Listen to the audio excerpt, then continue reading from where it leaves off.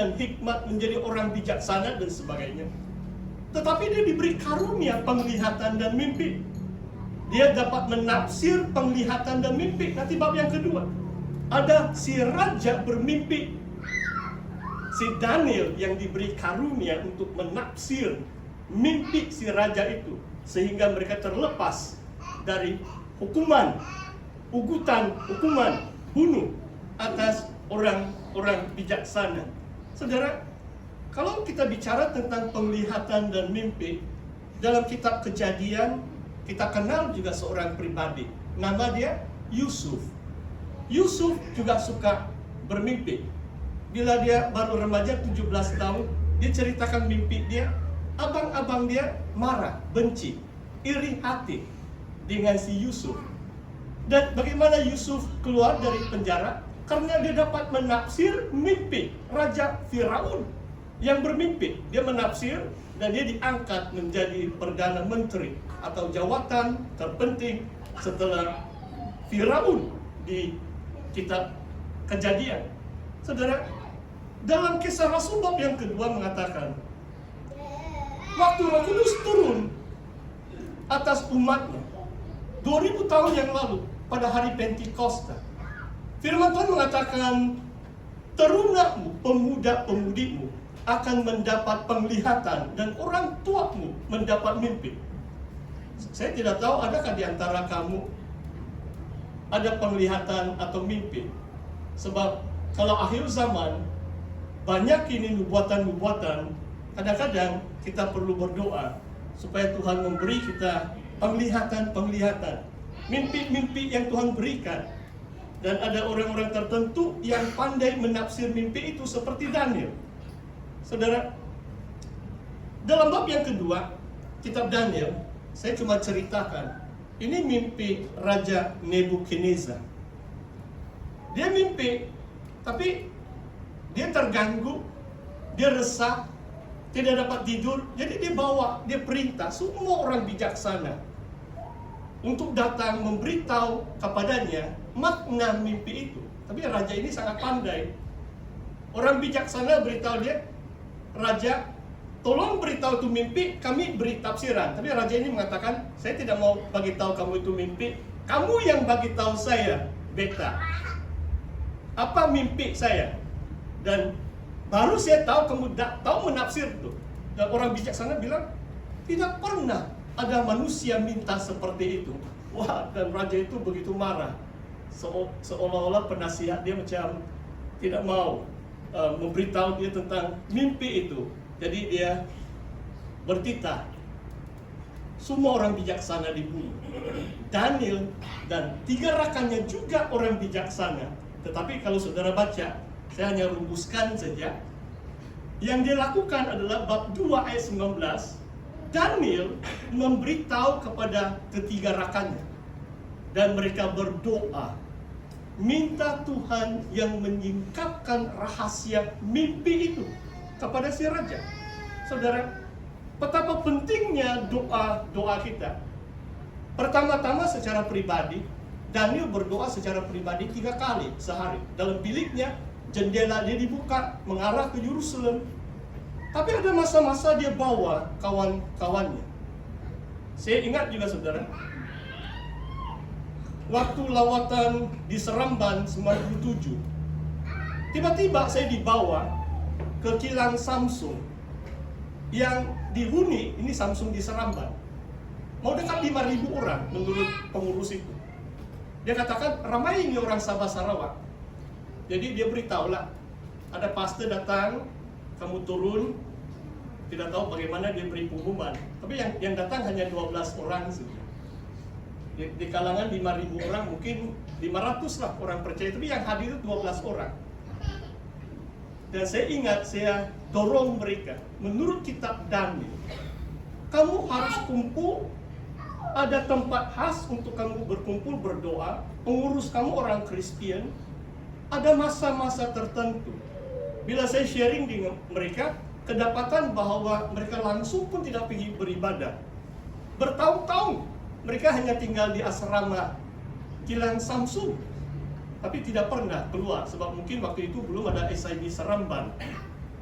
saudara yang dikasihi Tuhan, dimanapun saudara berada, saudara, sama ada nanti kamu masuk di asrama, kamu masuk di mana-mana tempat tinggal kamu, carilah masa dengan beberapa kawan-kawan kamu yang lain untuk berdoa. Kalau bukan setiap hari pun, setiap minggu, sekali seminggu sekurang-kurangnya. Karena itu menguatkan iman kita di dalam Tuhan. Saudara, dalam bab 2 ayat 21, ini kesaksian Daniel. Daniel 2 ayat 21. Saya baca bahagian yang saya mau huraikan saja. Dia memberi hikmat kepada orang yang bijak dan pengetahuan kepada orang yang berpengertian. Perhatikan ayat ini, saudara.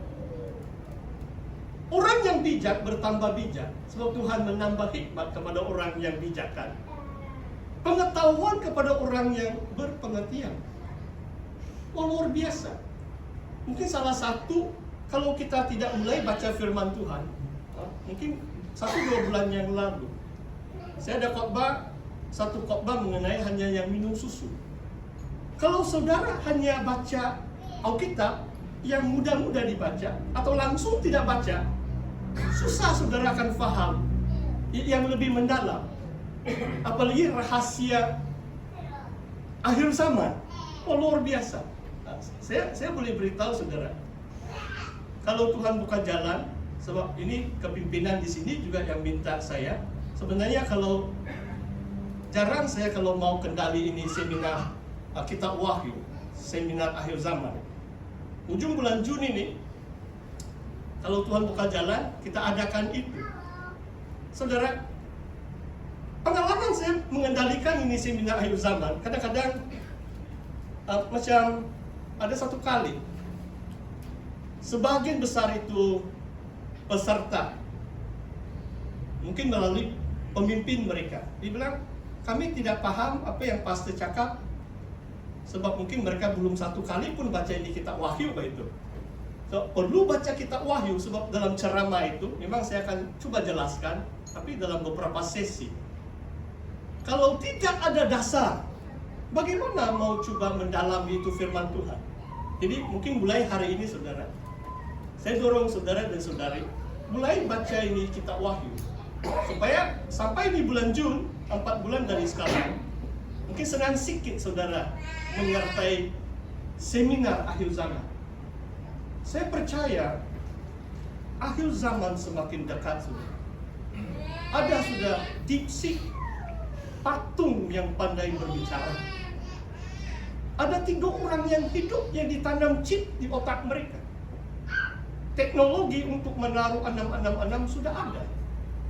Kalau ada antikristus muncul, bila-bila akhir zaman menjelang.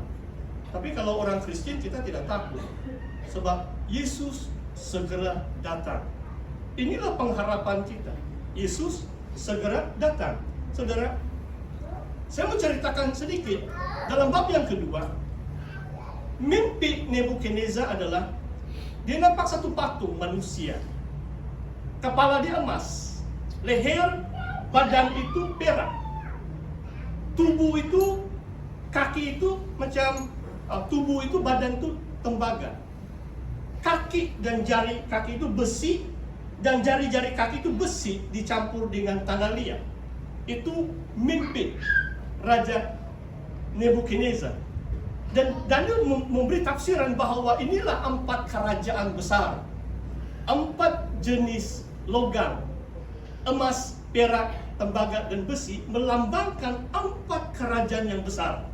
Sehingga ada batu yang terpahat atau terungkit dari satu gunung, bukan oleh tangan manusia. Batu itu dilemparkan kepada patung manusia itu, dan hancurlah kerajaan-kerajaan manusia. Dan batu itu melambangkan kerajaan surga yang bakal memerintah dunia ini. Itu akhir zaman, saudara. Tuhan Yesus akan segera datang mendirikan kerajaan 1000 tahun. Itu sudah dinubuatkan dalam kitab Wahyu. Saudara, Hari ini saya mau tekankan bahwa Tuhan yang menyingkapkan rahasia-rahasia akhir zaman. Ada satu dalam bahasa Inggris, hal-hal yang dalam atau deep things. Dalam perjanjian baru ada dua tempat. Kalau perkara-perkara yang dalam mengenai Tuhan, saya baca ayat 1 Korintus 2 ayat 10. 1 Korintus 2 ayat 10. Tuhan telah menyatakan oleh Roh, sebab Roh menyelidiki segala sesuatu, bahkan segala hal yang tersembunyi dalam diri Tuhan. Dalam bahasa Inggris adalah the deep things of God. Hal-hal yang dalam mengenai Tuhan, hanya Roh Kudus yang dapat menyelidikinya, dan Tuhan menyatakan kepada kita oleh Roh atau melalui Roh, supaya kita ada pengertian hal-hal yang dalam tentang Tuhan. Saudara, dalam perumpamaan 10 gadis yang menantikan mempelai laki-laki, 5 gadis yang bodoh itu tidak membawa minyak yang ekstra. Lewat ketibaan sang mempelai laki-laki, mereka terlelap. Bila sudah bangun, tengah malam ada seruan mengatakan, sambutlah itu mempelai. Mereka mau nyalakan pelita tapi kehabisan minyak. Gadis yang bijaksana itu ada minyak yang ekstra. Sudah berjam-jam pelita itu menyala. Bila dipadamkan mereka ada minyak, jadi mereka nyala lagi itu api. Minyak itu melambangkan Roh Kudus, saudara, pada akhir zaman. Hanya orang yang hidup oleh Roh Kudus, dipenuhi Roh Kudus, akan menyongsong mempelai kita, Yesus Kristus dari sorga. Itu perjamuan anak domba, adalah perkawinan kita dengan Tuhan Yesus Kristus. Kita selaku mempelai perempuan Tuhan. Ini bahasa